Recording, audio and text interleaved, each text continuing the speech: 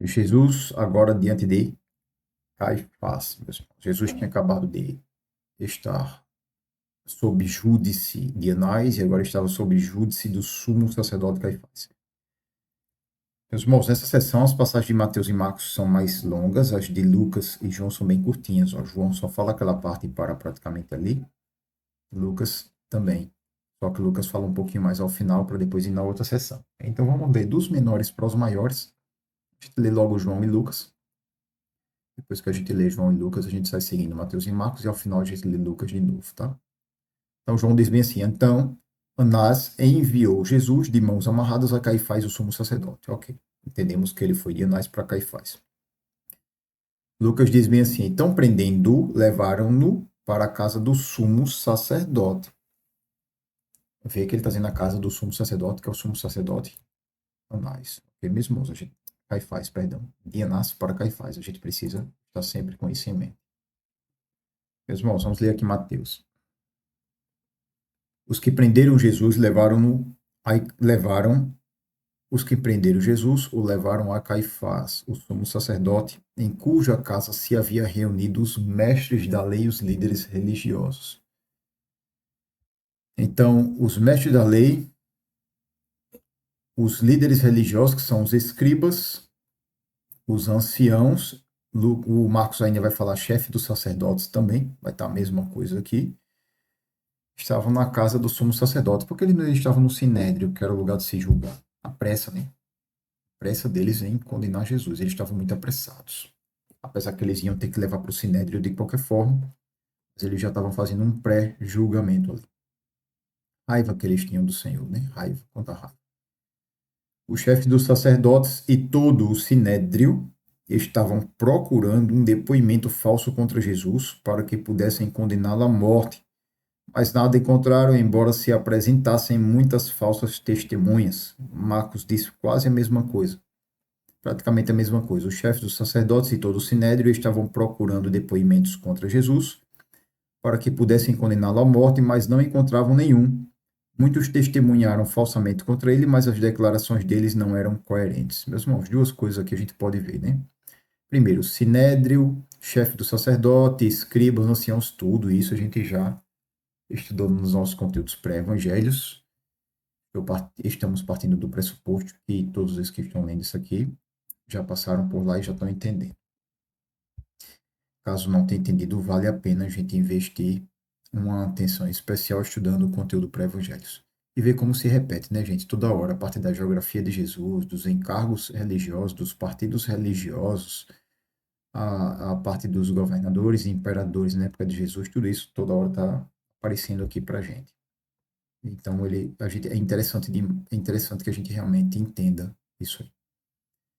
Outra coisa que a gente pode ver, meus irmãos, é o seguinte: o certo no julgamento era dizer assim, fulano fez tal coisa errada, e a pessoa é um criminoso porque fez isso aí. Então ele precisa passar por julgamento para responder pelo que fez.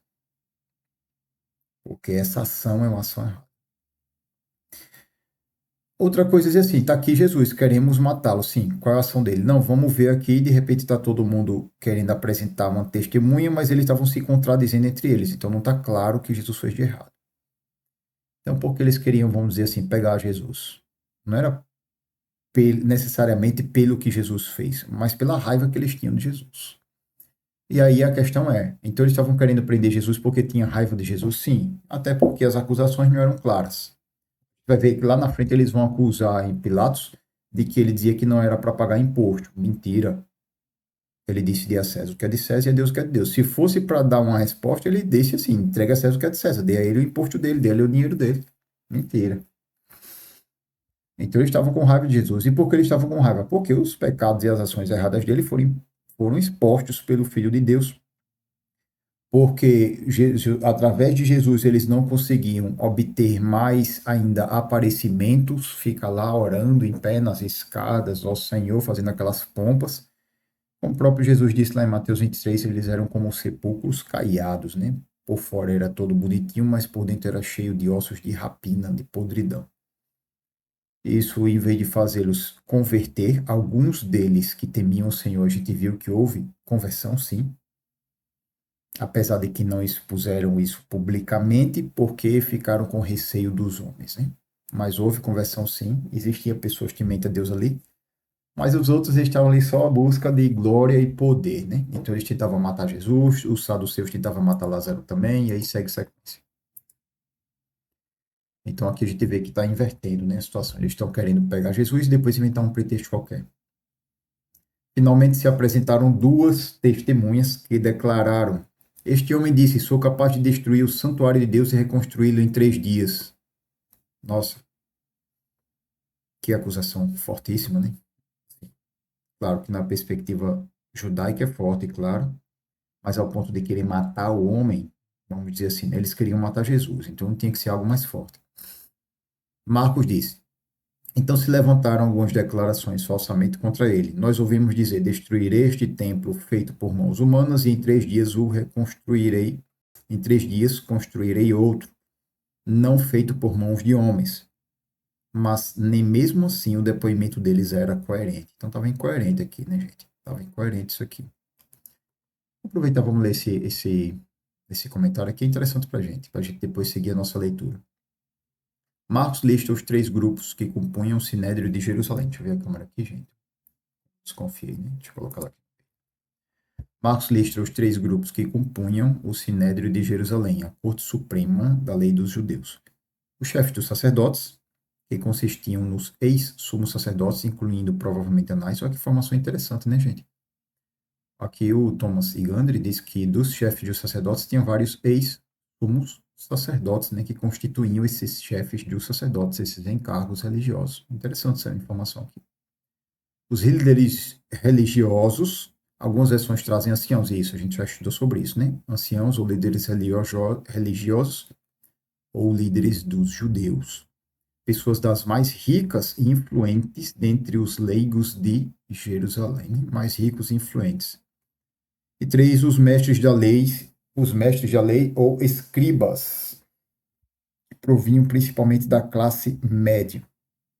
Os 2 primeiros grupos eram predominantemente saduceus, tanto chefes de sacerdotes quanto anciãos, eram do partido dos saduceus, e o último, que era encargo dos mestres da lei, era composto de fariseus, era do partido dos fariseus. Ao se encontrarem na casa de Caifás, e não no seu lugar de reunião comum, um sinédrio, evidencia a pressa em executar o seu plano predeterminado de condenar Jesus.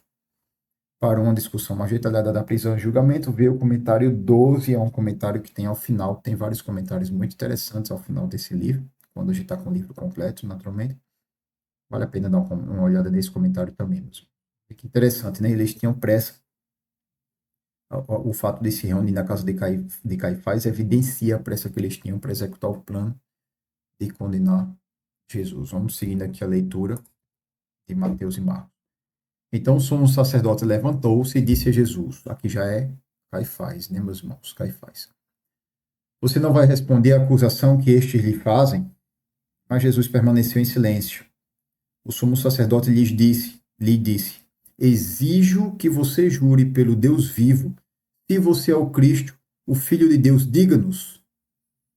Então essa era a questão, né? Jesus é Cristo, Filho de Deus. Tu mesmo o disseste, respondeu Jesus. Aqui tem a letra B, porque aqui no ao final, a gente já pode olhar aqui, ó, B, é como disseste em outros manuscritos, né? Diz assim, é como disseste. Ou, então ele quis assim, tu mesmo o disseste, ou é como disseste, ele confirmou. Respondeu Jesus.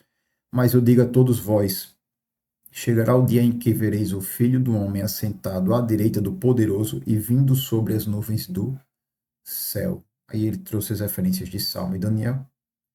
E aqui diz, foi quando o sumo sacerdote, a gente vai ler logo essa parte aqui, para depois partir para Marcos. Então, meus irmãos, foi quando o sumo sacerdote rasgou as próprias vestes e disse, blasfemou, porque precisamos de mais testemunhas. Vocês acabaram de ouvir a blasfêmia, o que acham? Vamos seguir logo o restinho de Mateus. É réu de morte, responderam eles. Então alguns lhes cuspiram no rosto e lhe deram murros, isso já na casa de Anás. Outros lhe davam tapas e diziam, profetize-nos, Cristo. Quem foi que te bateu? Meus irmãos, foi isso que estavam fazendo com o nosso Senhor Jesus. Vamos para Marcos. Depois o sumo sacerdote levantou-se diante deles e perguntou a Jesus: Você não vai responder a acusação que estes lhe fazem? Mas Jesus permaneceu em silêncio e nada respondeu. Outra vez o sumo sacerdote lhe perguntou: Você é o Cristo, o Filho do Deus bendito? Sou, disse Jesus. E vereis o Filho do Homem assentado à direita do Poderoso, vindo com as nuvens do céu. Que bênção, né? Para quem diz que Jesus nunca afirmou ser Cristo, aqui é uma outra das passagens, né? Ele afirma isso. E vereis o Filho do Homem assentado à direita do Poderoso, vindo com as nuvens no céu. Jesus voltará, né? Jesus voltará, meus irmãos. O sumo sacerdote, Caifás, aqui, gente, rasgando as próprias vestes, perguntou: Por que precisamos de mais testemunhas? Vocês ouviram blasfêmia? Que acham? Todos o julgaram digno de morte. Então alguns começaram a cuspir nele, vendaram os olhos e, dando-lhe murros, diziam: Profetize. E os guardas o levaram, dando-lhe tapas, sempre batendo em Jesus, né? E para fechar essa passagem aqui em Lucas, que era Jesus diante de Caifás, está escrito assim: Os homens que estavam detendo Jesus começaram a zombar dele e a bater nele.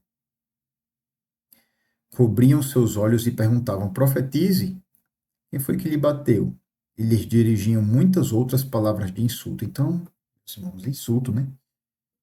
Eles a expressão que a gente ouve muito, eles xingavam Jesus aí de todo jeito, de todo tipo, só soberano Senhor Jesus sabe, né, o que era que estava acontecendo com ele. Então, meus irmãos, essa passagem que a gente viu agora nessa sessão é a parte de Jesus estar com Caifás, tá, meus irmãos? Aí a próxima sessão a gente vai falar das negações de Pedro, uma sessão bem interessante.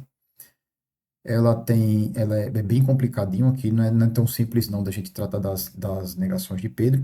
A gente vai ter que ter uma atenção bem especial nessa próxima sessão, para na outra a gente ver que o pessoal já estava entregando ele para Pilatos.